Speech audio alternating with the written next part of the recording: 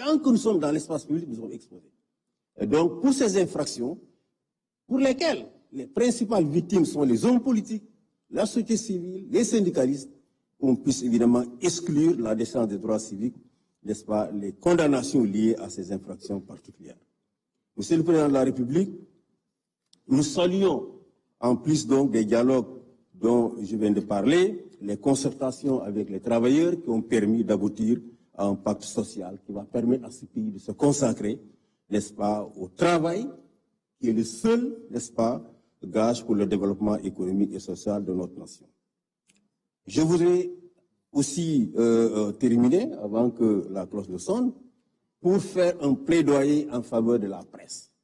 Monsieur le Président de la République, si il y a eu un développement d'une conscience citoyenne dans ce pays, c'est dû à la presse. Ce n'est pas nos partis politiques qui ont démissionné dans le rôle d'éducation des citoyens. Totalement démissionné. C'est la presse qui a permis à une conscience citoyenne de se former dans ce pays et qui a permis qu'on ait dans ce pays des élections libres, démocratiques et transparentes, où avant 23 heures, on sait qui a gagné les élections et qui a perdu. Donc cette presse doit être soutenue. Il y a beaucoup d'insuffisances aujourd'hui dans le secteur des médias. Il faut accompagner. Il faut accompagner. Il faut aider, il faut accompagner.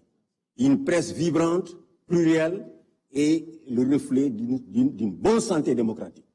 Et nous nous réjouissons des instructions que vous avez données en Conseil des ministres pour que le ministre de tutelle puisse continuer le dialogue avec les médias pour trouver des solutions durables aux problèmes auxquels ils font face. Je vous remercie infiniment, Monsieur le Président de la République. jërëjëf monsieur Seydi Gassama bu Amnesty International ñuy jox kàddu gi monsieur Mamboy Diaw maire de Kolda su daanelee dinañ jox kàddu gi ki nga xam ni mooy jël ci turu famille religieuse musulmane yi nekk Sénégal yépp ndax dañoo déggoo jël seen kàddu jox ko kenn.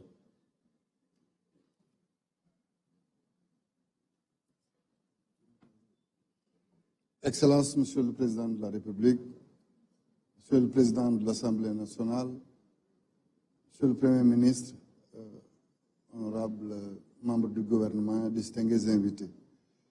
Je prends la parole au nom des maires chefs-lieux de région qui ont été invités par Monsieur le Président de la République. Et je me fais le porte-voix de ces maires qui sont présents dans la salle. Monsieur le Président de la République, répondre à votre invitation a été une exigence républicaine parce que vous avez été vous-même l'inspirateur du respect des valeurs républicaines. Ce dialogue que nous commémorons aujourd'hui le 28 est consacré par votre prédécesseur. Dans le respect des us républicains, vous avez voulu le continuer et c'est avec plaisir que c'était un devoir pour chaque citoyen sénégalais d'être là. Notre contribution à cet événement s'articulera déjà autour des attentes fortes du territoire. Étant un délégataire de missions de service public qui nous ont été dévolues par l'État central, nous pensons que le dialogue des territoires doit être une continuation dans le cadre d'une meilleure approche pour le bénéfice des populations.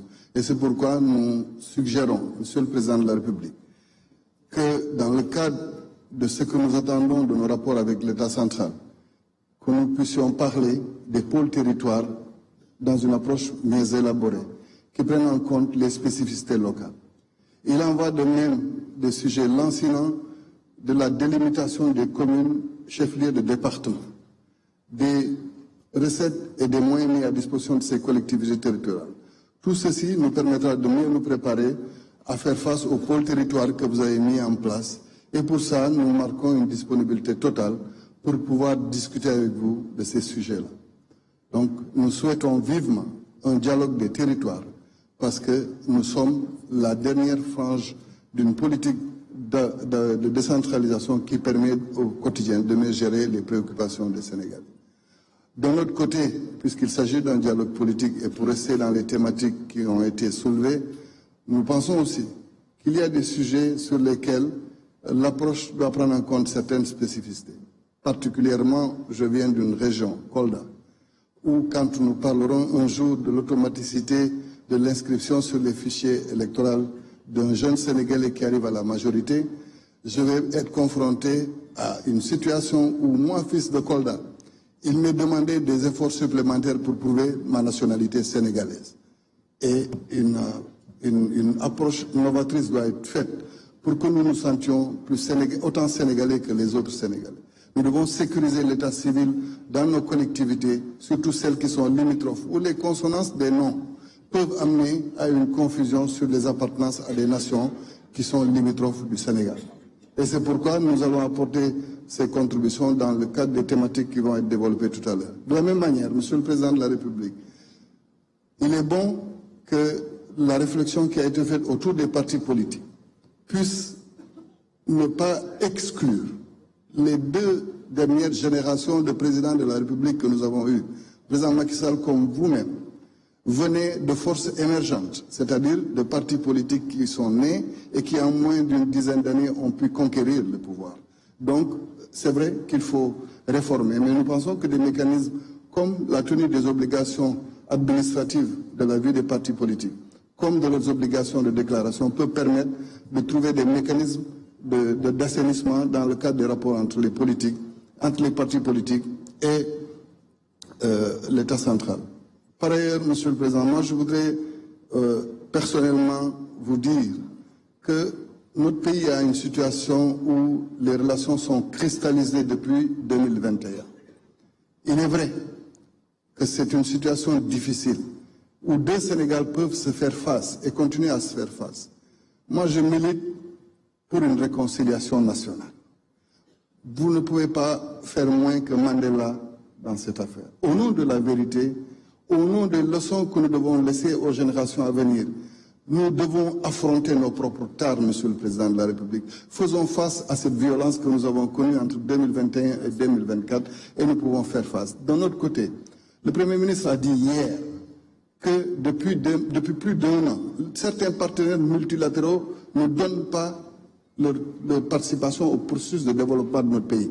Donc il est bon aussi qu'on puisse penser à une relance économique. Vous pouvez rassurer les opérateurs économiques et au nom de ça, nous pouvons en parler. Enfin, Monsieur le Président de la République, nous devons nous inspirer de nos religieux. Nous, les politiques, nous ne pouvons pas faire moins que nos religieux.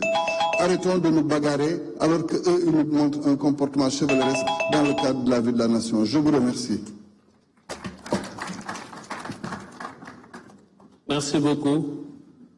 ñu jox kàddu gi comme ni ma ko waxee këru diine yëpp fi daje waaye dañu jël seen kàddu jox ko kenn pour mu wax ci seen tur muy Serigne Cheikh Ahmed Tidiane Sy